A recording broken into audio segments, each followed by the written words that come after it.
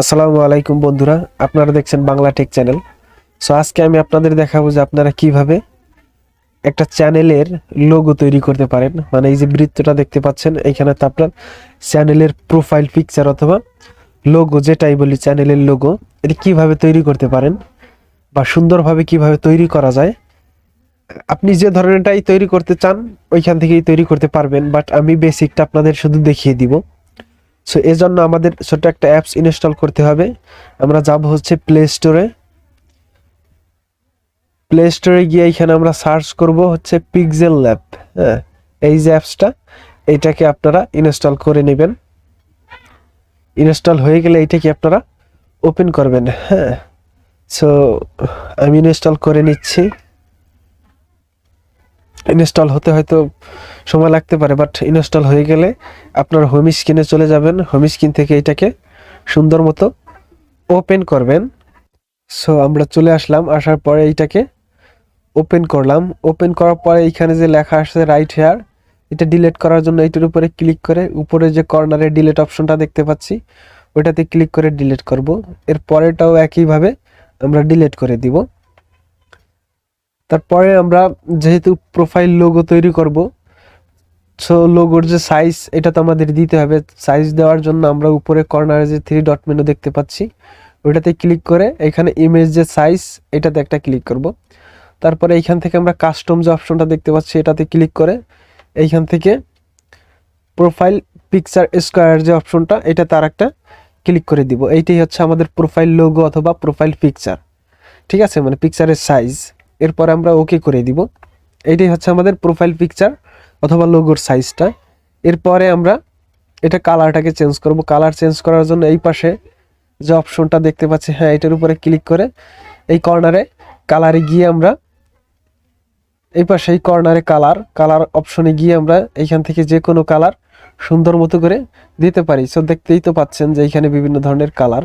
এরপর আমরা নিচের অপশনে যদি ক্লিক করি, এখানে আছে মিক্স কালার। হ্যাঁ, আপনি এখান থেকে মিক্স কালার দিতে পারেন। সো আমরা এই যে কালারটা এটা কি রাখবো, জাস্ট আমি আপনাদের শুধু দেখানোর জন্য যে কিভাবে তৈরি করবেন। এখান থেকে কালারটা নেওয়ার পরে টিক মার্কে দিয়ে দিলাম। এরপরে আমরা ধরেন চ্যানেলের নাম লিখবো, অথবা চ্যানেলের নামই তো লিখতে হবে, লোগোতে তো চ্যানেলের নাম দিতে হবে। এর জন্য আমরা এই অপশনে ক্লিক করে এখান থেকে টেক্সটে যাব, এই প্লাস আইকনে ক্লিক করব। ক্লিক করার পরে এখানে এডিট যে অপশনটা দেখতে পাচ্ছি এই এডিটে যাব। গিয়ে এখানে আপনি আপনার পছন্দ মতো আপনার চ্যানেলের যে নামটা সেটা দিবেন সুন্দর মতো করে। আমি জাস্ট একটা নাম দিয়ে আপনাদের দেখাচ্ছি মাত্র। নামটা দেওয়ার পরে আমরা ওকে করে দিব। ওকে করার পরে এটাকে মাঝে নিয়ে আসবো চেপে ধরে। এরপরে এই কর্নারে চেপে ধরে টেনে এটাকে বড় করব। বড় করার পরে এইটার যে ফন্ট সাইজ বলতেছি না, মানে স্টাইলিশ ফন্ট আছে না, যে বিভিন্ন স্টাইল হয়। সো আমরা এখান থেকে স্ক্রল করে ফন্টে যাব। ফন্ট অপশনে গিয়ে এখান থেকে আপনার পছন্দ মতো যে কোনো একটা ফন্ট দিয়ে দিবেন। দিয়ে দেওয়ার পরে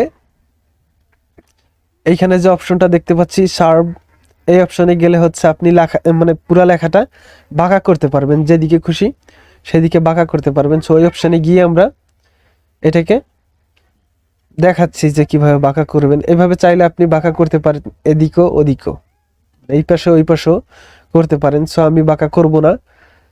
বাঁকা করলে এরপর এই টিক মার্কে একটা ক্লিক করে দিবেন।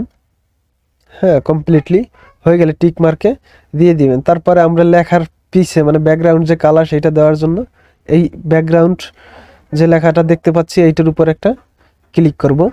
ক্লিক করার পরে এটা ইনেবল আছে, এনেবল করে দিলে আমাদের পিছে ব্যাকগ্রাউন্ডের কালারটা চেঞ্জ হয়ে যাবে। মানে কালার এইখানে বিভিন্ন ধরনের কালার আসবে, আপনি যে কোনো একটা কালার এইখান থেকে খুব সহজেই দিতে পারেন। সো এই কালারটাই পছন্দ করলাম। এরপরে নিচে অংশটুকু বেশি, আমরা নিচে স্ক্রল করলে, হ্যাঁ, এই অপশনে গিয়ে আমরা নিচের বেশি অংশটুকু একটু কমিয়ে দিলেই এটা কমে যাবে। এরপরে টিক মার্কে একটা ক্লিক করে দিব। তারপরে হচ্ছে আমরা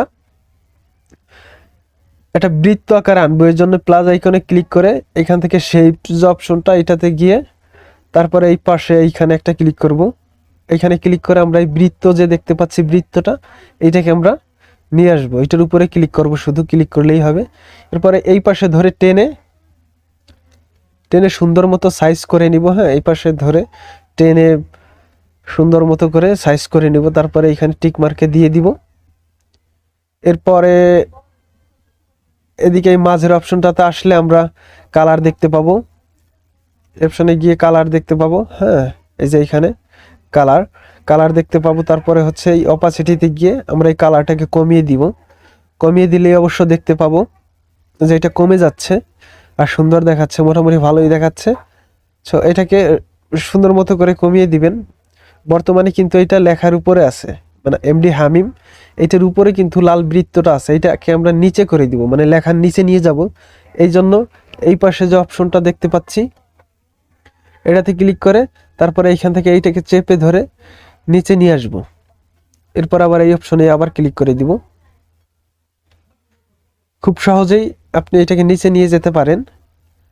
তারপর আপনি আর অনেক সুন্দরভাবে এখানে আর বিভিন্ন ধরনের অপশন আছে, কাজ করতে পারেন। সো আমি দেখাতে গেলে ভিডিও অনেক বড় হয়ে যাবে।